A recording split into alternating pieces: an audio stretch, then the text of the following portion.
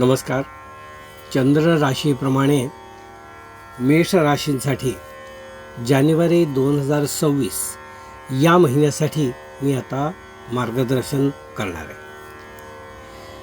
मेष राशींच्या व्यक्तींना हा महिना जो आहे तसा उत्साहवर्धक आणि थोडी पुष्टी देणारा सगळ्या बाबतीत असं म्हणता येईल. या महिन्याच्या पूर्वार्धामध्ये आपली धार्मिकता थोडी वाढेल. देवधर्म त्याचप्रमाणे आपला आह्निक जपजाप्य इतर साधना यामध्ये आपलं मन रमेल. म्हणजे पूर्वी रमत असेल त्यांचा आणखीन जास्त रमेल असं याचा अर्थ आहे. त्याचप्रमाणे जे या गोष्टीत इंटरेस्ट घेत नाहीत किंवा त्यांना आकर्षण वाटत नाही त्यांना थोडंसं आकर्षण वाटेल.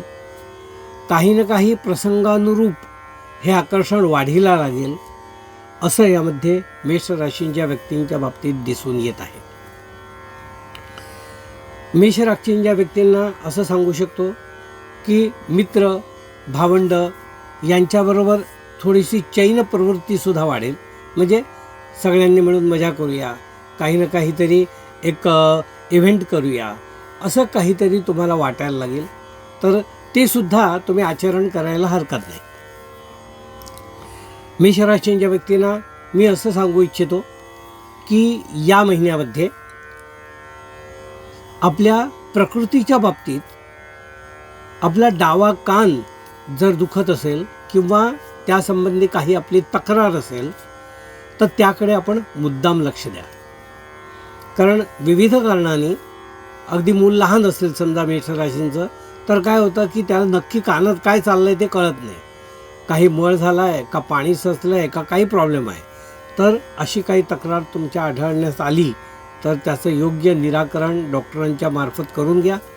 आणि त्यासंबंधी काही तक्रार असेल तर वाढीला लागेपर्यंत वाट बघू नका. अगदी पूर्वपदावर असतानाच त्यावर योग्य मार्गदर्शन डॉक्टरांचं घ्या असा मी सल्ला या ठिकाणी तुम्हाला देईन. मेष राशींच्या व्यक्तींना मी असं सांगू इच्छितो की मोठ्या माणसांनी थोडा खर्चाला आळा घाला.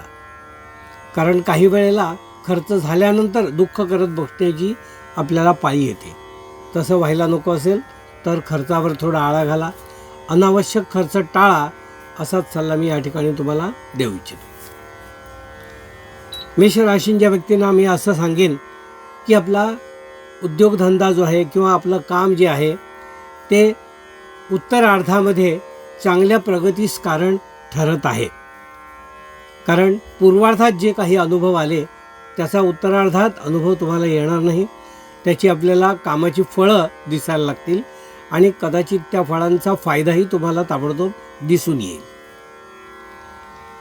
मेष राशींच्या व्यक्तींना मी असं सांगेन की उद्योगधंद्यामध्ये नवीन नवीन कल्पना आपल्याला सुचतील आणि त्या अंमलात कशा आणायचा यासाठी विचारसुद्धा तुम्हाला करण्यासाठी काही तुम्हाला योग्य बळ त्यासाठी आवश्यक असलेलं माणसांचं किंवा अन्य काही ते मिळेल. आपल्याला अनुकूल होईल. ज्यांचं काम पूर्वीपासून अडलेलं आहे काही काही कारणांनी तर त्याच्यात प्रगती व्हायला सुरुवात होईल. म्हणजे कार्य सुरू करून 3-4 महिने झालेत पण काही कारणांनी ते थांबलं आहे तर त्याला योग्य आता पुष्टी मिळेल आणि ते प्रॅक्टिकली अंमलात यायला सुरुवात होईल असंही या ठिकाणी दिसतं आहे. जे बुद्धीच्या जोरावर काम करतात म्हणजे प्युअरली कन्सल्टन्सी वगैरे अशा ज्या काही गोष्टी करतात तर त्यांनासुद्धा हा महिना उत्तरार्धामध्ये प्रगतिशील आहे असं म्हणता येईल.